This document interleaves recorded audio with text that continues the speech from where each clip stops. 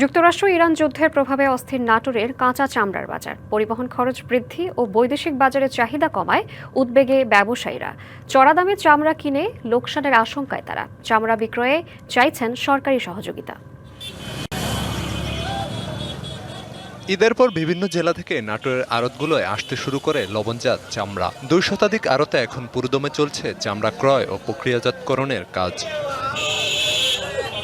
তবে মধ্যপ্রাচ্য সংকটে বিশ্ববাজারের টালটোমাল পরিস্থিতির প্রভাব পড়েছে এই শিল্পে। বাড়তি দামে চামড়া কিনলেও রপ্তানি নিয়ে তৈরি হয়েছে শঙ্কা। চামড়ার দাম 17 থেকে 1800, 1500, 1400 ভালো চামড়ার দাম, আর খারাপ চামড়ার দামটা আপনার হচ্ছে 200, 300, 100, 500 এর মধ্যে বেচা কেনা হচ্ছে। যদি আমাদের এসোসিয়েশন থেকে না হয়, যদি হাজারীবাগ ট্রেনের থেকে, যদি হেমাদপুর ট্রেনের থেকে যদি ওনারা না করে, যদি অফার না আসে, তখন আমরা বিপদে পড়ে যাই।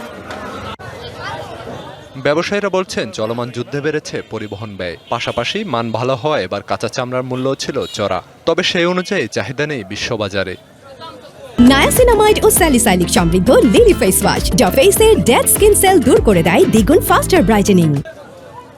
তাই লোকসানের আশঙ্কায় ব্যবসায়ীরা। শিল্প টিকিয়ে রাখতে সরকারি হস্তক্ষেপের প্রত্যাশা তাদের। তেলের সংকট কারণে আমাদের চামড়া পরিবহনের একটু সংকট আছে, পরিবহনের জন্য আমাদের একটু বেগ পোহাতে হচ্ছে, গাড়ি সংকট আছে।